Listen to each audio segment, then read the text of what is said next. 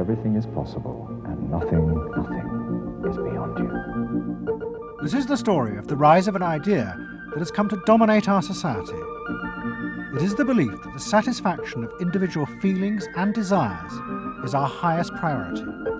Today we're going to tell you how to get whatever you want. I wanted to live a different life that wasn't available to me in the image I was born. I'm here, look at me, notice me. Previous episodes have shown how this rise of the self was fostered and promoted by business.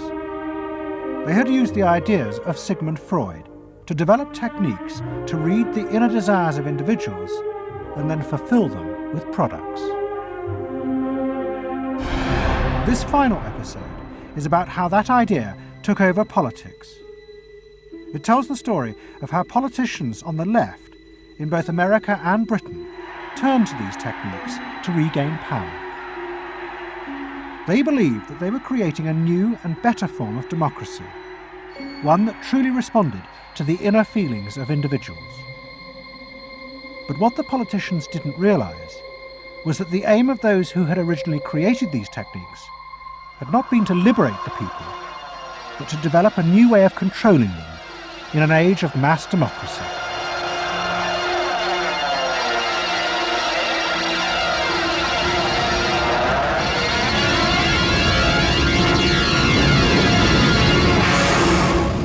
The roots of the story lie way back in the America of the 1920s with one man. He was called Edward Bernays, the nephew of Sigmund Freud. Bernays had been one of the inventors of the profession of public relations, and he was fascinated by his uncle's theory that human behaviour was driven by unconscious sexual and aggressive drives. Many of Bernays' clients were large American corporations, and he was the first person to show them how they could sell many more products if they linked them through images and symbols to those unconscious desires that Freud had identified. The strategy he offered them was that people could now look at the goods that were emerging within this society and not merely view those goods as things that they needed in order to deal with some specific material want, but also as goods which would stroke and respond to deep emotional yearnings. You know, how this bar of soap or this bag of flour will make you a happier, more successful, more sexually appealing, less fearful person, somebody to be admired rather than reviled. The powerful people in that world are those people who are capable of reading the public mind and giving the public what it wants in those terms. And Bernays was at the heart of it. Bernays was the guy who was the foremost articulator of the theories which were driving this new system. By the 1980s, Bernays' ideas had come of age. A vast industry had grown up in America, devoted to reading the inner desires of consumers. At its heart was the technique of the focus group. Previous episodes have shown how the focus group was invented by psychoanalysts employed by US corporations. The aim was to allow consumers to express their inner feelings and needs, just as patients did in psychoanalysis. The information was then used to promote and design new products that would fulfill those desires. And Edward Bernays, who was now nearly 100 years old, was celebrated as the founding father of this marketing world. Hi, Doctor. Good to see you. Come on up over here. There you go. Doctor, tell me again what the doctor is. What are we dealing with here? You're the father of what public we're relations. dealing with really is the concept that people will believe me more if you call me doctor. Oh, I see.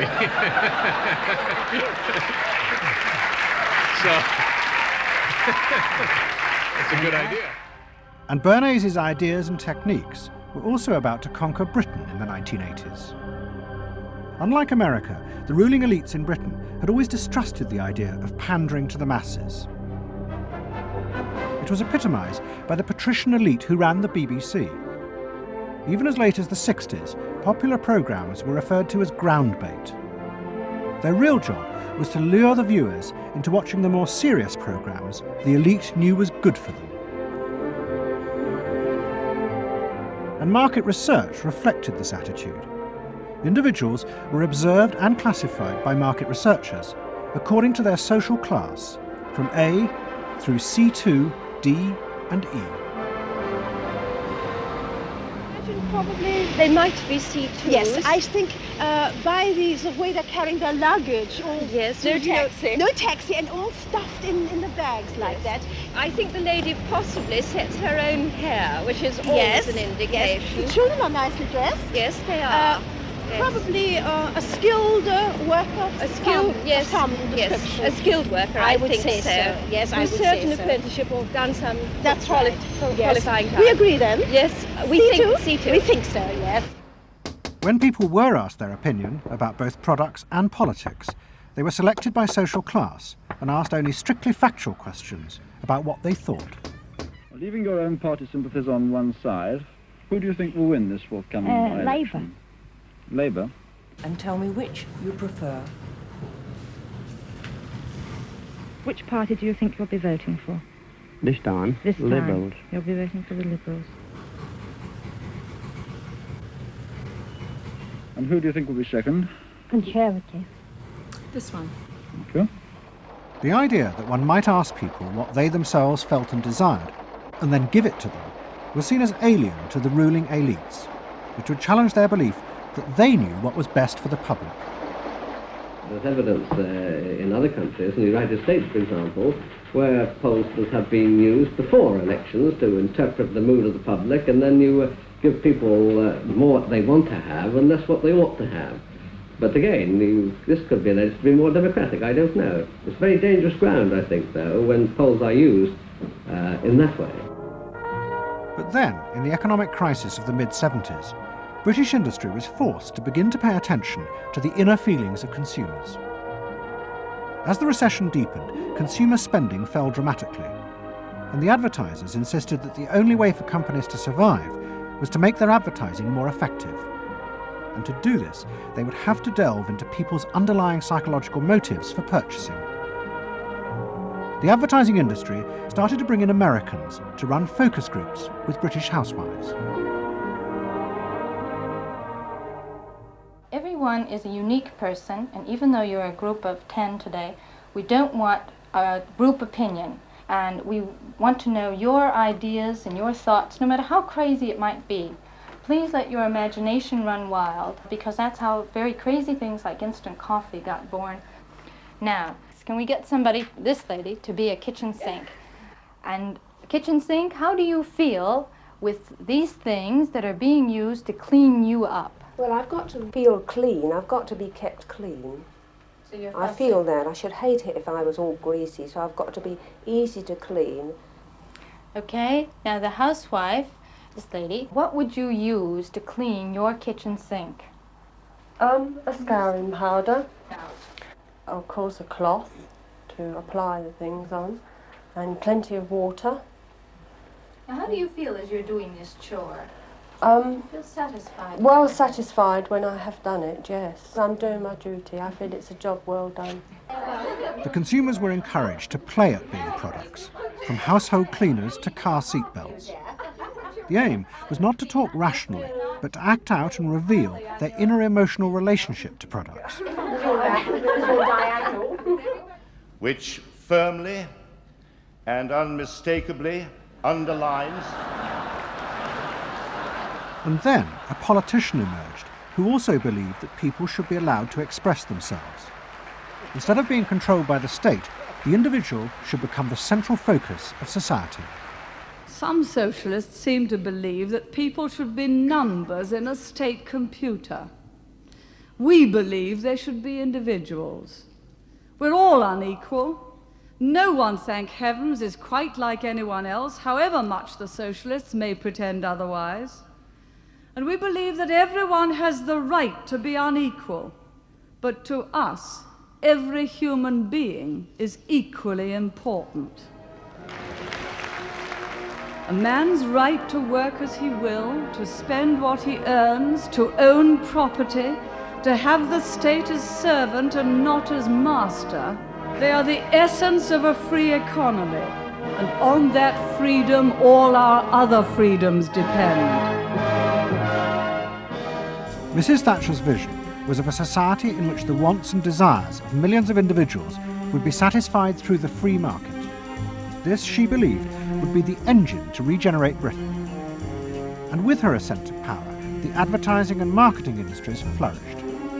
Their task was to find out what the British people really wanted and then sell it to them. In this new climate, the focus group flourished. And those who ran them borrowed from the techniques of psychotherapy to delve ever deeper into people's feelings about products. We're trying to understand how people feel about brands, how they relate to brands. That is to say, what the brand's personality is as far as consumers are concerned. And there are a number of techniques which are very, very helpful for getting to that understanding. The consumer is given crayons to doodle, to express their feelings, to go inside their own head, pull out their feelings and somehow get them onto paper. And these are ordinary drinkers expressing their feelings about drinking Guinness. Here you see a rich, very female aspect of Guinness. So if you were describing a woman who somehow to you had that character, what sort of person is it? Paula Yates, who used to lay in bed, surrounded with magazines and chocolates like a 50s starlet. Out of this research, the marketeers began to detect a new individualism. In particular, among those who had voted Conservative for the first time in 1979. They no longer wanted to be seen as part of social classes, but to express themselves. And crucial to this were the products they chose to buy. We identified that there was this trend towards what might be called individualism, where people wanted to still be part of a crowd, but to express themselves as individuals within it, to have their own personalities, to be, I suppose, their own men. I didn't want to be the same as everybody else. I wanted it to be a little bit different, a little bit individual. It's quite individual upstairs. It's not remarkable, but I think it's quite individual. It is expensive. It's Italian. It's Italian, it's expensive, and it's good quality. A little bit different. Yeah, we want to set our own standards, so nobody else has got what we've got. We just didn't want it be the same as everybody else. We just want to be different. Business responded eagerly to this new individualism, and it soon became one of the main forces driving the growing consumer boom in Britain. Using the data from the focus groups, manufacturers created new ranges of products that allowed people to express their individuality. Business also recategorized people. They were no longer divided by social class, but by their inner psychological needs. If the primary need is security and belonging, we call the groups mainstreamers. If it's status and the esteem of others, then it's aspirers.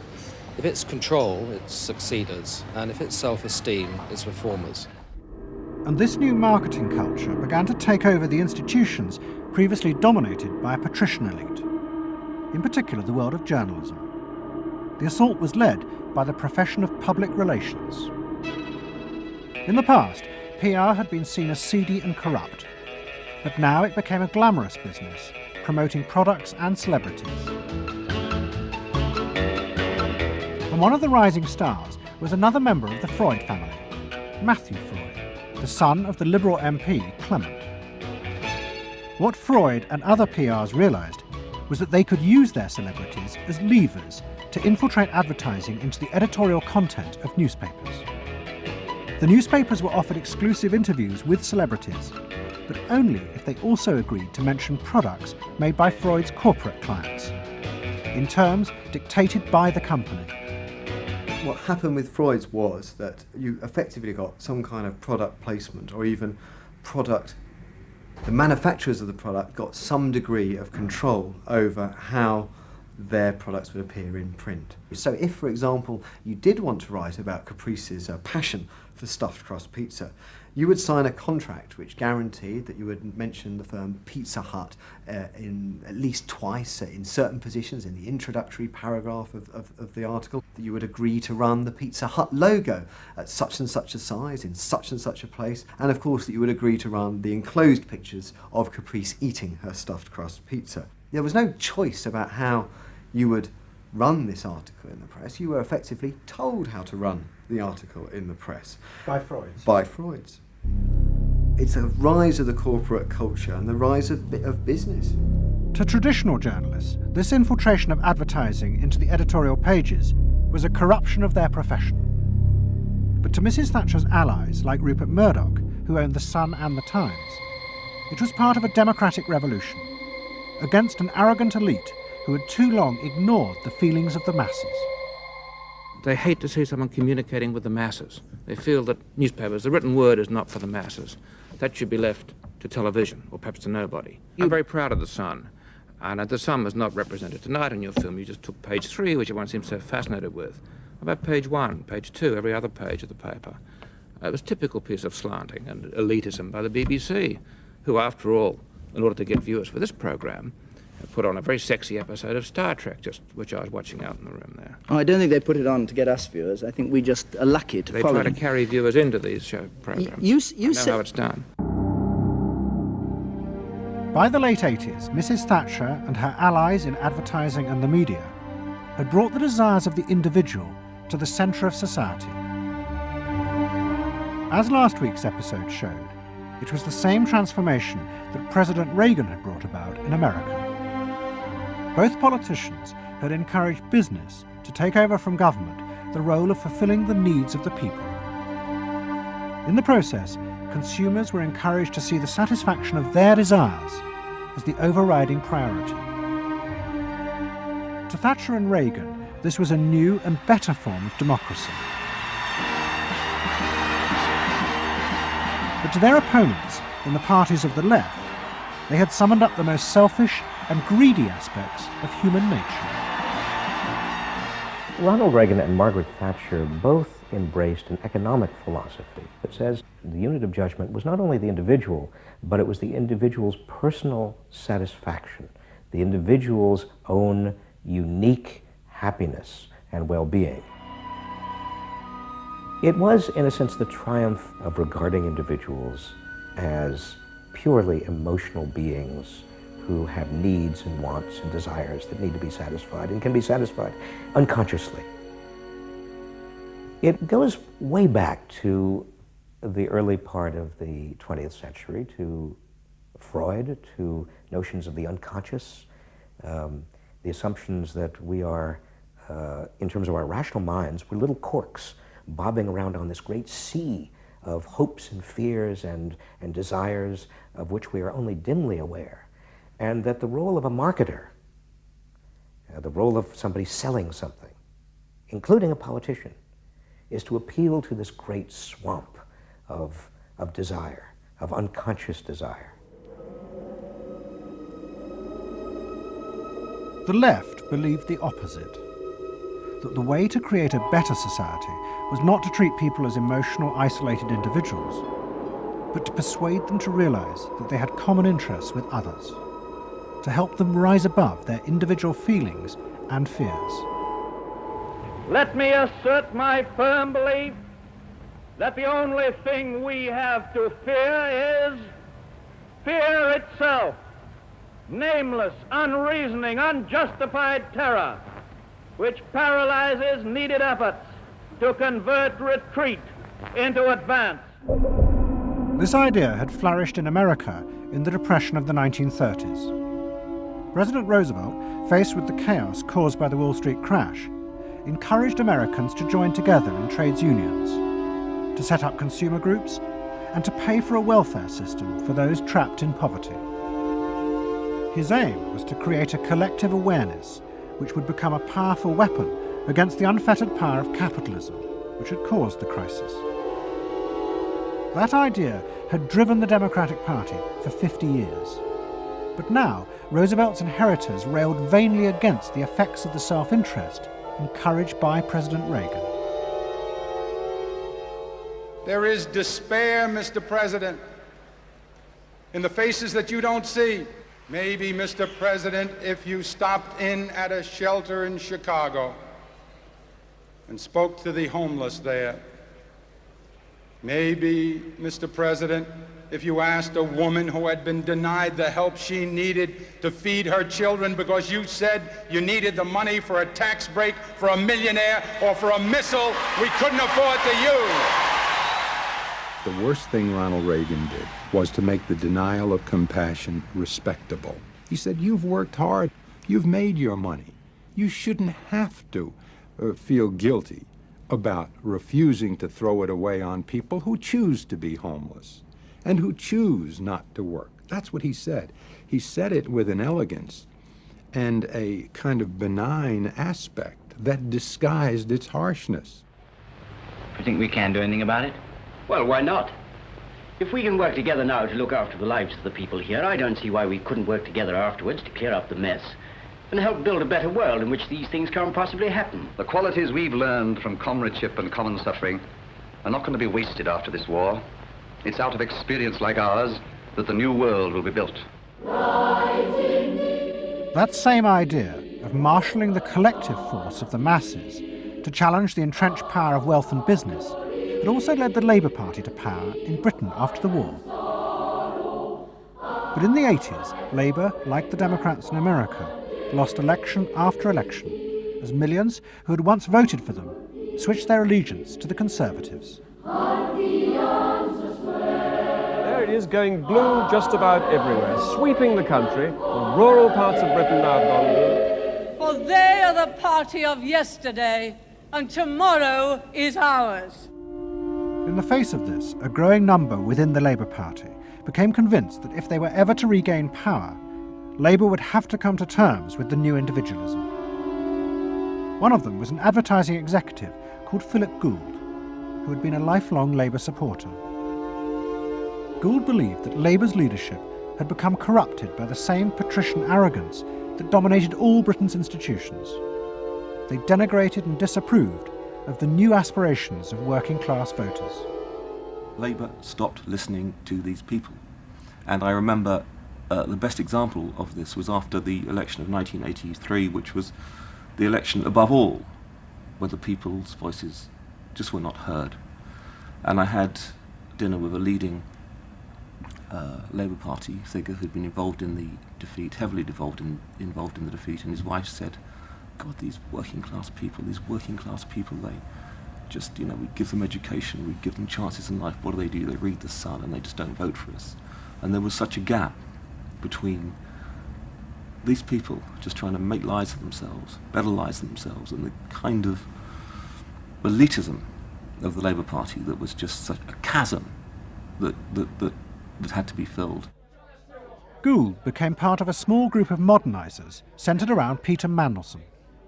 Their aim was to reconnect Labour with the lost voters.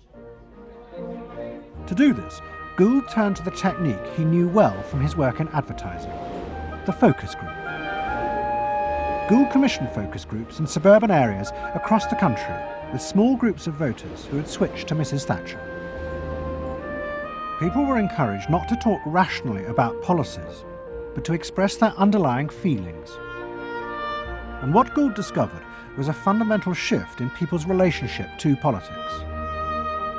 They no longer saw themselves as part of any group, but as individuals who could demand things from politicians in return for paying taxes, just as business had taught them to do as consumers.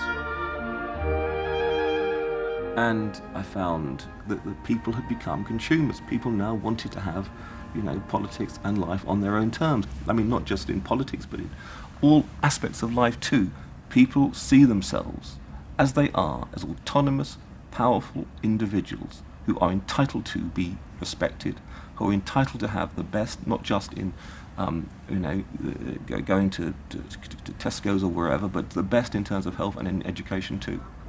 All this was about getting the Labour Party to understand that people really, really, really had changed, and the Labour Party had not, and unless the Labour Party changed, it would not win. Philip Gould now set out to try and persuade the Labour Party that they would have to make concessions to what he called the new aspirational classes. But he was going to face implacable opposition. In the run-up to the 1992 election, Gould argued that the only way to win was for Labour to promise not to put up taxes. But the Shadow Chancellor, John Smith, angrily refused. Labour would stick to its fundamental policies. They would fight the election with the promise of tax increases to create a fairer society. And as the campaign began, it seemed as if Philip Gould was wrong. The traditional polls consistently showed Labour ahead, despite the Conservative campaign message that a Labour government would put up taxes. Even the Conservatives' oldest allies in the press became convinced that by harping on about tax, the Conservatives were cutting their own throats.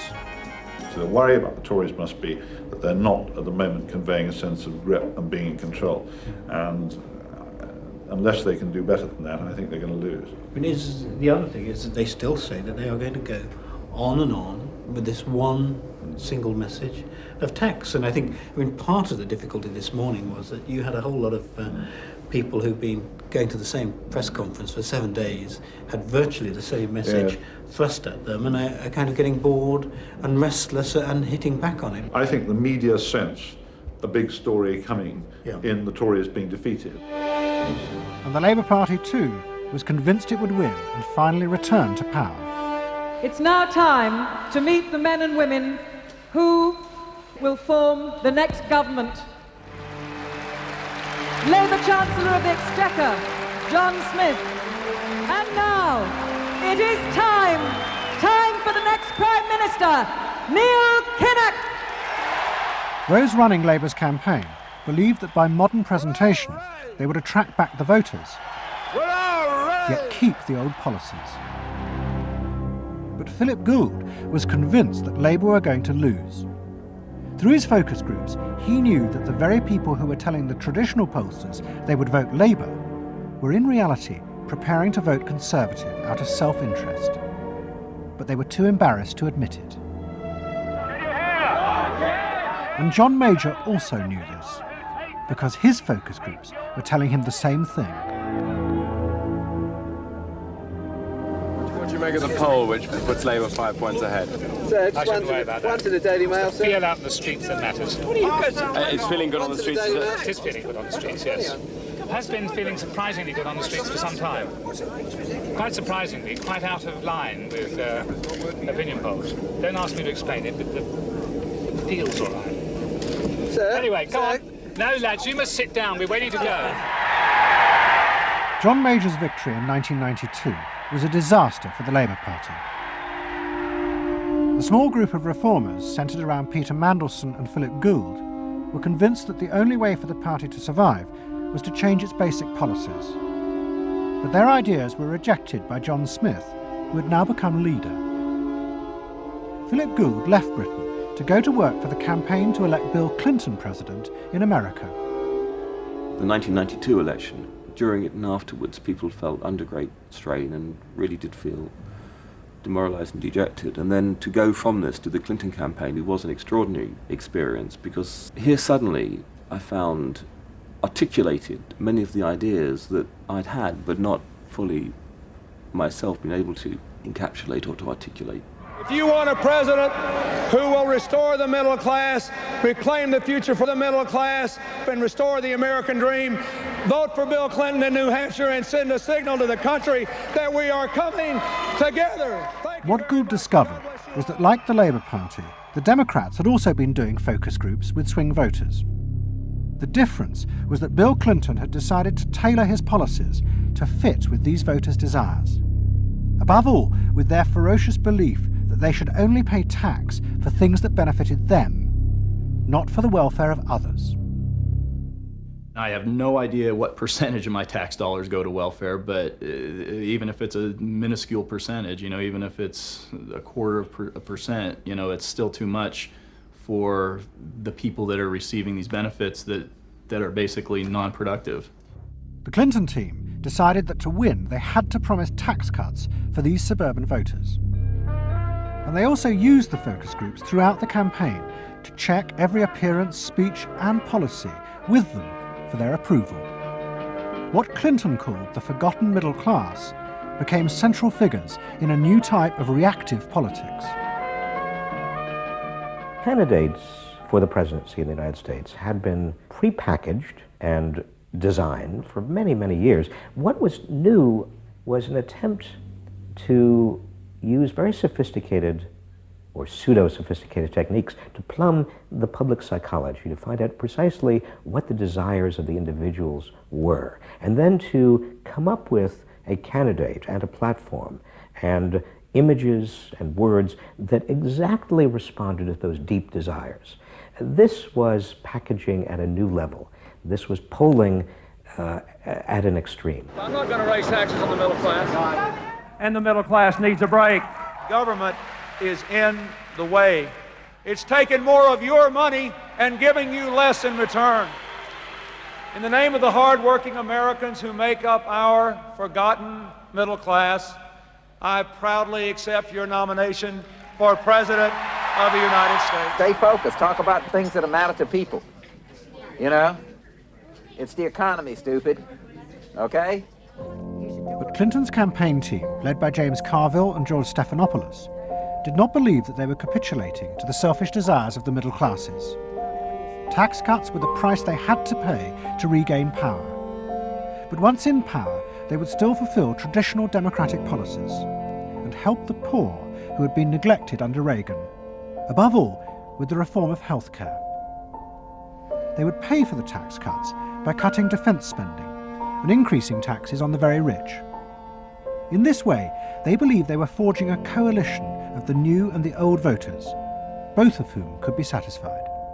Probably for the first time in a generation tomorrow, we're going to win. And that means that more people are going to have better jobs. People are going to pay a little less for health care, get better care. And more kids are going to go to better schools. So thanks.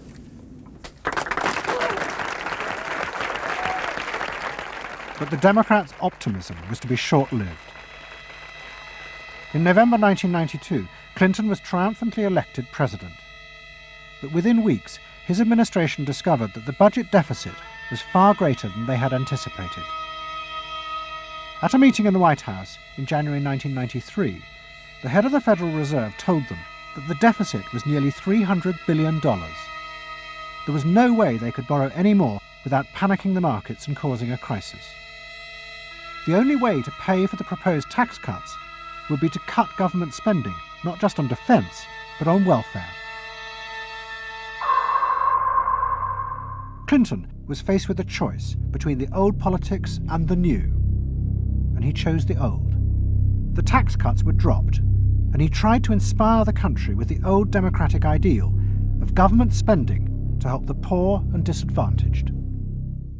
Tonight I want to talk with you about what government can do, because I believe government must do more. To put people to work now, to create 500,000 jobs, jobs to rebuild our highways and airports, to renovate housing, to bring new life to rural communities and spread hope and opportunity among our nation's youth. Healthcare reform sounds like a great idea to me. Well, I know, but some of these details sure scare the heck out of me. Like what? Well, like for... At the start of the Clinton administration, many of us, including, I believe, President Clinton himself, reverted back to an older tradition, tried to lift the public, to talk about genuine ideals beyond the individual.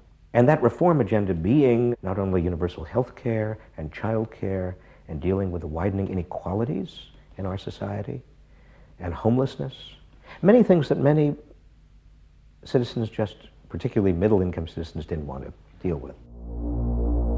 But the suburban voters who had been promised tax cuts were not inspired by Bill Clinton's vision. They felt betrayed and wanted revenge.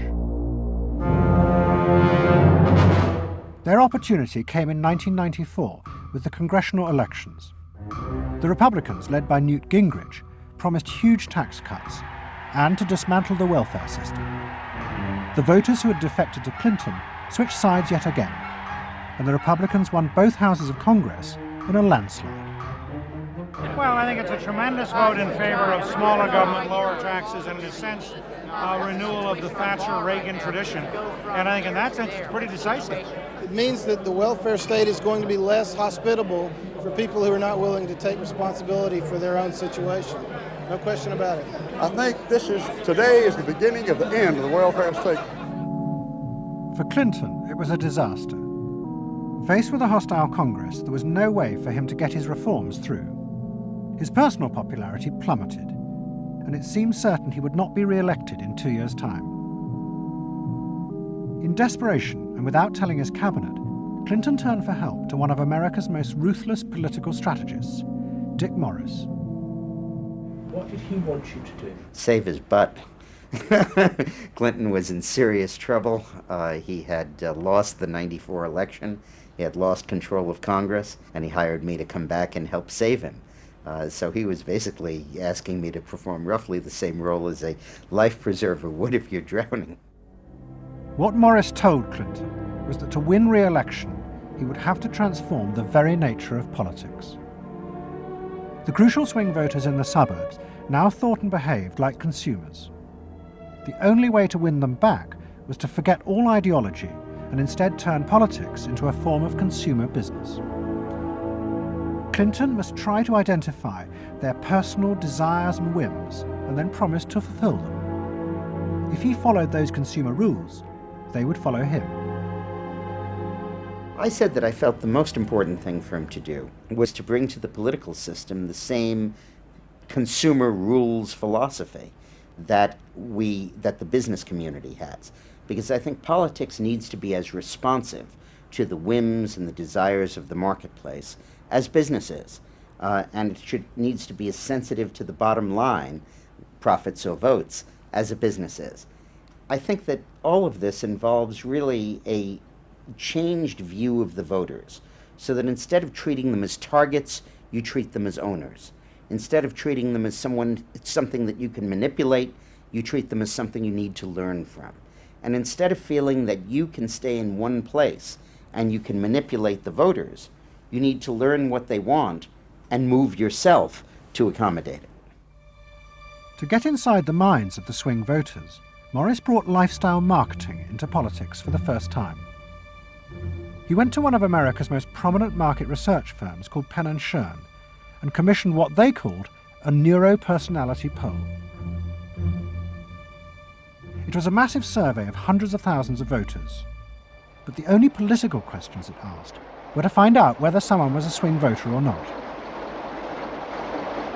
All the other questions were intimate psychological ones, designed to see whether swing voters fell into identifiable psychological types. Well, we were asking people like, do you think you're the life of the party? Do you think when you see things that you like to have a list and organize them? Do you typically try to plan things ahead, or do you like to be more spontaneous? Where do you like to go? What sports do you like to play? What would you do with your spouse in a romantic weekend? So we were asking people some very personal questions about their own lives to try to see were the kinds of people that were likely to change their vote also possessing of certain kinds of personality traits. And in fact, they were. The neuropersonality poll allowed the Clinton team to segment swing voters into different lifestyle types. They were given names like pools and patios, or caps and gowns, who were urban intellectuals living in university towns. From this, the team could identify ways in which they could make individuals feel more secure in their chosen lifestyles, just as business had learned to do with products. Dick Morris called it small bore politics, tiny details of people's lives and personal anxieties which politics had never even thought about or noticed before, but which now had become the key to winning power. It was an America that focused on day-to-day practical concerns. Should I wear seatbelts? Should I stop smoking? Should I wear a school uniform? Is my neighborhood being protected? It was not so much a new individualism as the social order as we had known it had broken down. So we got into people's heads, understood their psychology about lifestyle, about values, what they thought was important, what issues they wanted politicians, and particularly the president, to address. And these issues proved to be very, very different from what the conventional wisdom had suggested. As the election campaign began, Clinton revealed Morris's new approach to a shocked White House. All traditional policies were to be dropped. Instead, he would concentrate exclusively on policies that targeted the worries of the swing voters. V-chips would be fitted into televisions to prevent children from watching pornography. And mobile phones would be fitted into school buses to make parents feel more secure. Dick Morris also persuaded the president to spend his leisure time in the same way as particular groups of swing voters. He sent Clinton on a hunting holiday, dressed in exactly the Gore-Tex outfits a group called Big Sky Families liked. The aim was to reflect swing voters' lifestyles back to them. The Liberals in Clinton's cabinet hated this approach. And I would say, well, Dick, why have a campaign? This was the 1996 campaign. If all the president is going to do is offer up these little bite-sized miniature initiatives that appeal to people's desires, like consumers, buying soap, V-chips that you could put in your televisions so you could make sure that your children did not have pornography, and school uniforms. Why talk about them? They're so mundane and they're so tiny. And he would say back, if we don't do this, we may not get reelected. And I would say, what's the point of getting reelected if you have no mandate to do anything when you're reelected? And he'd say, what's the point of having a mandate if you can't get reelected? Isn't the ultimate goal getting reelected? But Morris's new politics were an extraordinary success. Clinton's ratings among the swing voters began to soar. And Dick Morris, along with the marketeer Mark Penn, took effective charge of making White House policy. Mark Penn set up a huge call centre in an office block in Denver. And every night, hundreds of telephone operators called swing voters in suburbs across the country to check with them every detail of policies that Clinton was proposing. The policy was made by a group of people manning telephones in Denver, Colorado, placing calls to voters in places like Westchester and Pasadena, and asking them what they wanted from their government, and asking them very specifically about specific policies that Bill Clinton was considering. Would you be more likely to support him if he offered this particular government service, or if he offered that one? Those people told them what they thought. Mark Penn transmitted that to Bill Clinton, and it came out of his mouth. So essentially it was suburban voters in the 90s were creating American domestic policy, and some of its foreign policy as well. Right. Yeah, Mark Penn was polling on questions like whether we should bomb in Bosnia, things like that. Morris also insisted that Clinton make a symbolic sacrifice of the old politics to convince the swing voters to trust him. In August 1996, Clinton signed a bill which ended the system of guaranteed help for the poor and unemployed. Welfare would be cut back after 2 years in order to force people into work.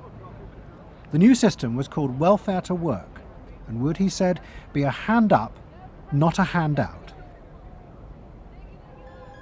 It was the effective end of the guaranteed welfare system created by President Roosevelt 60 years before. For many in Clinton's cabinet, it was also the end of the progressive political ideal that Roosevelt had represented.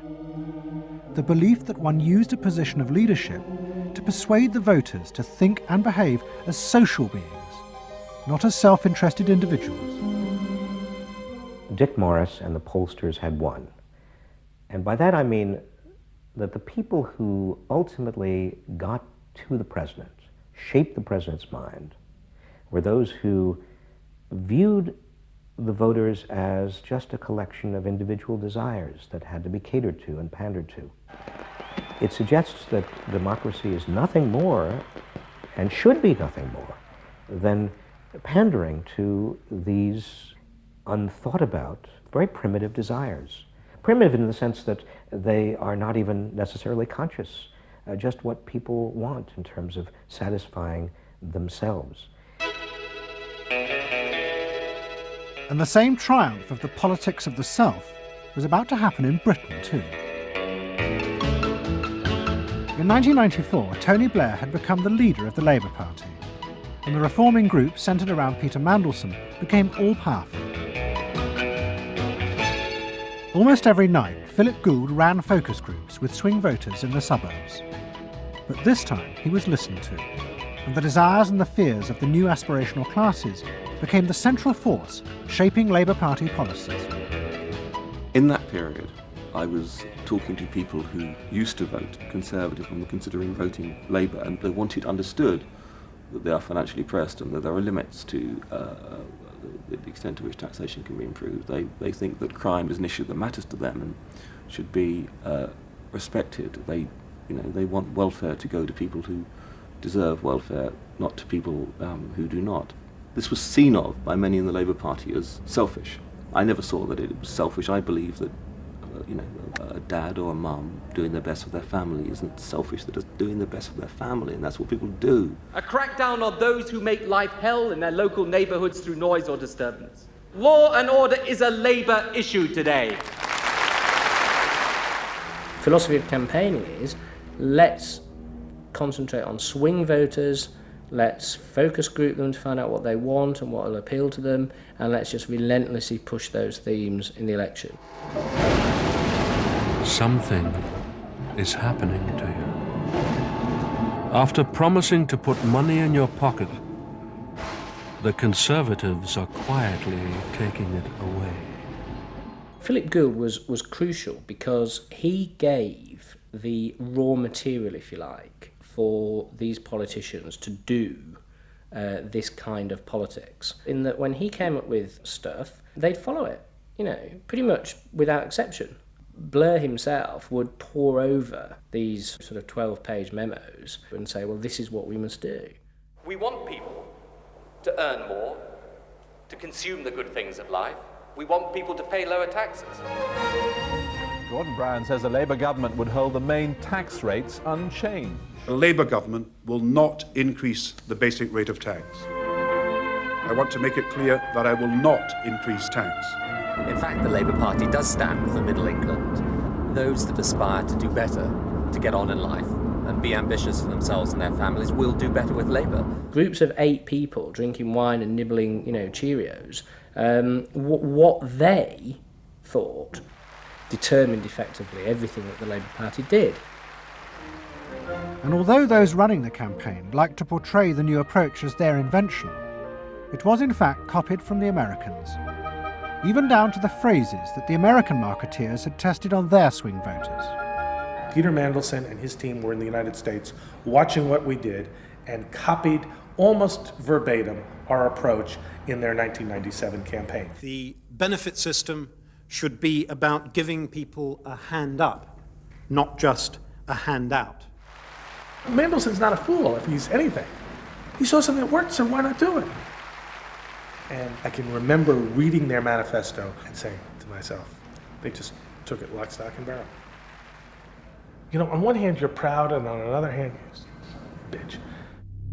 And as in America, Labour was forced to drop policies that would not directly benefit the swing voters, even if it meant sacrificing its fundamental principles.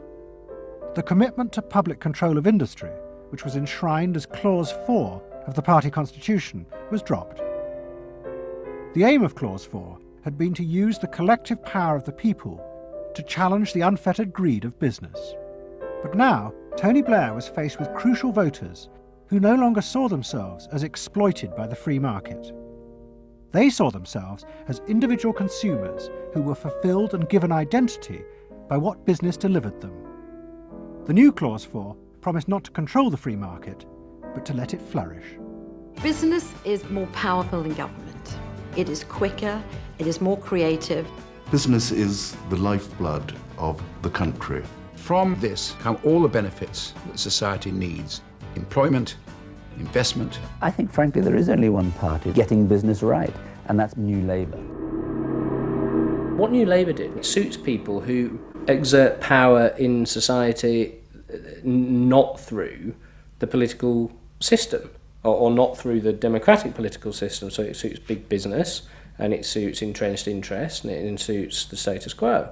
You know, those 3 things, of course, just off the top of my head, being the things that the Labour Party is supposed to be, you know, a counterforce to. What that means is big business get to carry on exerting their power behind the scenes, getting their way, because there's no countervailing pressure. Countervailing pressure isn't going to come from, you know, 8 people sipping wine in Kettering. Here he goes, turning an awful lot of other blue seats red as well.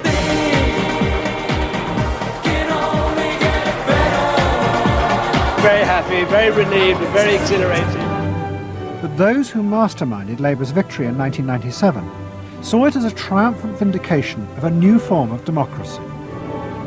By understanding and fulfilling people's inner desires through the focus group, They were giving power to individuals, not treating them as faceless groups who were told by politicians what was good for them. I don't see the focus group as some marketing tool. I see the focus group as a way of hearing what the people have to say. And I see the focus group as a way to a new form of politics. What the people give, the people can take away. We are the servants, they are the masters now. 1997 was, I think, fundamentally important in that. Because I think it is the end of the elitist politics that's dominated Britain for so much of the last 100 years.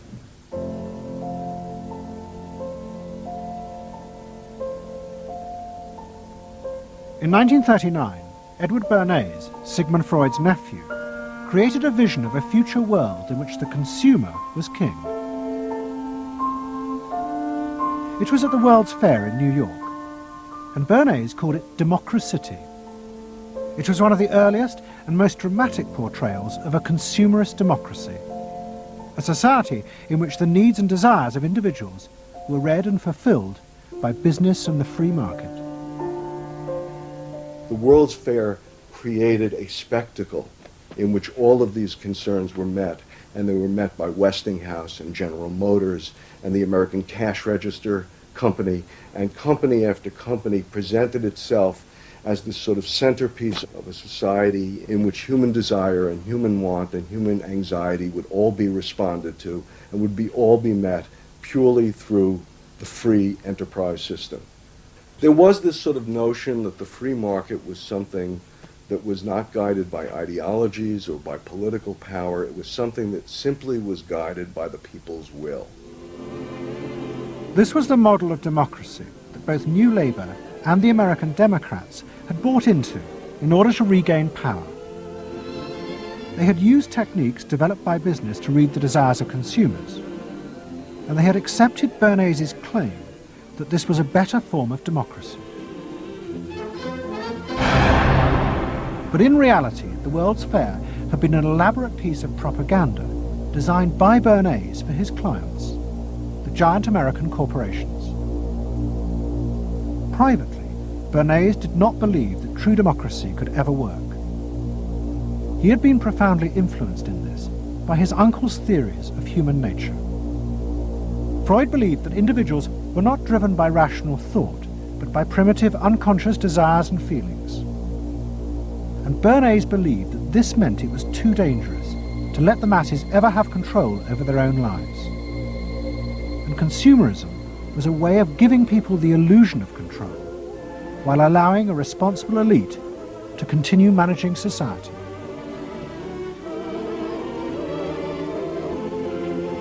It's not that the people are in charge, but that the people's desires are in charge. The people are not in charge. The people exercise no decision-making power within this environment. So democracy is reduced from something which assumes an active citizenry to something which now increasingly is predicated on the idea of the public as passive consumers, the public as people who essentially what you're delivering them are doggy treats. The problem for New Labour was that it believed the propaganda. They took at face value the idea promoted by business that the systems invented to read the consumer's mind could form the basis for a new type of democracy. Once in power, New Labour tried to govern through a system that Philip Gould called continuous democracy. But what worked for business in designing products led the Labour government into a bewildering maze of contradictory whims and desires. For much of Labour's first term, the focus groups said that the railways were not a high priority, and Labour's policies faithfully reflected this. But now, those same groups are blaming the government for not having invested more money sooner in the railways. The point about focus group politics is that there isn't one because people are contradictory and irrational, and so you have a problem in terms of deciding what you're going to do if all you do is actually listen to a mass of individual opinions that are forever fluctuating and don't really have any coherence, and crucially are not set in context. So that's why people can say, I want lower taxes and better public services. Of course they do. You say, do you want to pay more taxes to get better public services? People are less sure. They then don't believe that if they do pay more taxes, they will be spent on better public services. So you end up in this quagmire where the truth is a politician has to say, look, this is what I believe. I believe that you should pay slightly more taxes to make better public services, and I pledge that I'm competent enough to actually use that money wisely. Do you want that? Vote for me, yes or no. And that's what Blair has failed to do. Tony Blair turns around and sort of tries to feed back to them what they already believe, and given what they believe is sort of a load of individual, incoherent, contradictory nonsense, that's all he has to offer. And then he wonders why people don't get him. The answer they don't get him is because they're looking for someone to do something that they can't do themselves, which is actually come up with a coherent political opinion that they might have faith in. New Labour are faced with a dilemma. The system of consumer democracy that they have embraced has trapped them into a series of short-term and often contradictory policies. There are now growing demands that they fulfil a grander vision, that they use the power of government to deal with the problems of growing inequality and the decaying social fabric of the country. But to do this, they will have to appeal to the electorate to think outside their own self-interest. And this would mean challenging the now dominant Freudian view of human beings as selfish, instinct-driven individuals, which is a concept of human beings that has been fostered and encouraged by business because it produces ideal consumers. Although we feel we are free, in reality, we, like the politicians, have become the slaves of our own desires. We have forgotten that we can be more than that there are other sides to human nature. Fundamentally, here we have two different views of human nature and of democracy. You have the view that people are irrational, that they are bundles of unconscious emotion. That comes directly out of Freud. And businesses are very able to respond to that. That's what they have honed their skills doing. That's what marketing is really all about. What are the symbols, the music, the images, the words that will appeal to these unconscious feelings? Politics must be more than that. Politics and leadership are about engaging the public in a rational discussion and deliberation about what is best, and treating people with respect in terms of their rational abilities to debate what is best. If it's not that, if it is Freudian, if it is basically a matter of appealing to the same basic unconscious feelings that business appeals to, then why not let business do it? Business can do it better. Business knows how to do it. Business, after all, is in the business of responding to those feelings.